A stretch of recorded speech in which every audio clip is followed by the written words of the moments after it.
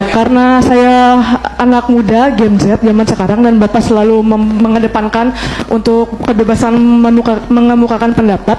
Jadi saya ingin bertanya kepada Bapak, di tengah-tengah banyaknya orang yang memberi rapot merah pada kinerja Bapak ketika menjadi Gubernur DKI Jakarta, kenapa Bapak masih ingin mencalonkan untuk memimpin Indonesia? Apa motivasi Bapak, landasan Bapak yang membuat Bapak percaya bahwa Bapak bisa menjadi pemimpin untuk Indonesia yang dari Sabang sampai Merauke, bukan hanya Jakarta, bukan hanya Pulau Jawa, Pak?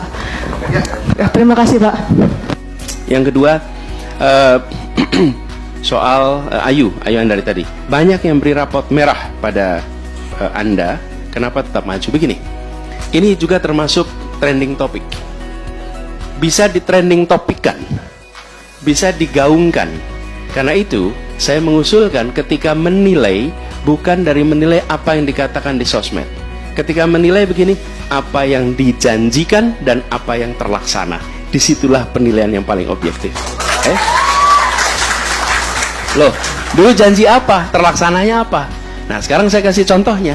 Partai Nasdem adalah partai pendukungnya Pak Basuki Cahayapurnama, bukan pendukungnya Anies Baswedan. Dan Partai Nasdem adalah partai termasuk Metro TV mengkritik terus DKI Jakarta. Betul tidak? Betul. Lalu apa yang terjadi? Partai Nasdem kemudian mereview, bener nggak sih yang diomongin orang-orang ini? Ketika mereka melihat sendiri, melihat faktanya, melihat itu, justru dia menjadi partai pertama yang mengatakan kami mendukung Gubernur DKI Jakarta. Loh, kalau yang dukung Anies pertama kali PKS, ya memang PKS dari dulu mendukung. Betul tidak?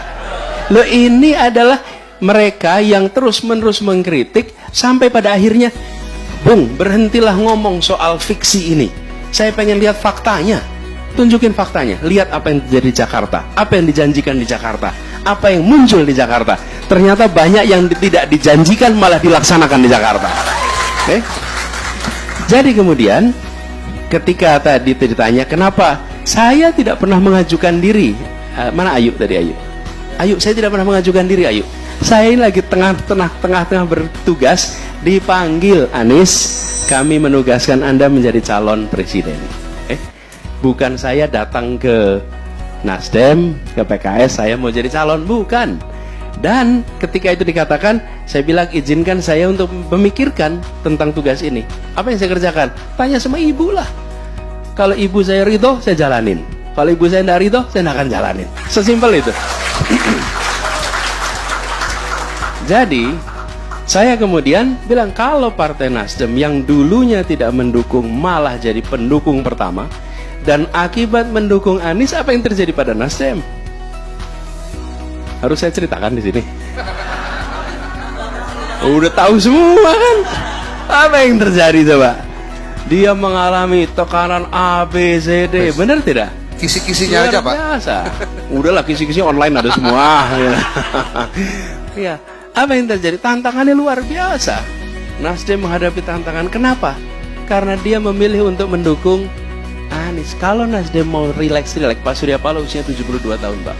Kalau beliau mau relax saja, tinggal ikut aja, nggak akan mengalami tekanan seperti sekarang ini. Beliau apa yang dia katakan? Dan dia bilang kepada saya, Bung Anies, kita ingin Indonesia yang lebih baik. Kita ingin Indonesia yang nantinya kita bisa berdiri dengan bangga. Saya minta Anda untuk menjadi yang di depan di dalam melakukan perubahan untuk Indonesia. Oke? Dan saya bilang ini sebuah kepercayaan, sebuah amanah. Dan tantangannya besar sekali. Jadi Ayu, ketika dikatakan, misalnya ini saya katakan bahwa ini air minum, tapi kalau ada 1000 orang mengatakan ini adalah air keras, maka terbentuklah persepsi ini adalah air keras. Gimana cara membantahnya? Saya bikin trending topik juga air minum. Bukan. Cara membantahnya cukup sederhana. Buka tutupnya, minum airnya. Oke? Begitu diminum dan sehat, maka ini bukan air keras. Sama. Anies Baswedan dikasih raport merah di trending topikan. Tidak usah dijawab pernyataan dengan pernyataan. Jawab dengan kenyataan. Oke?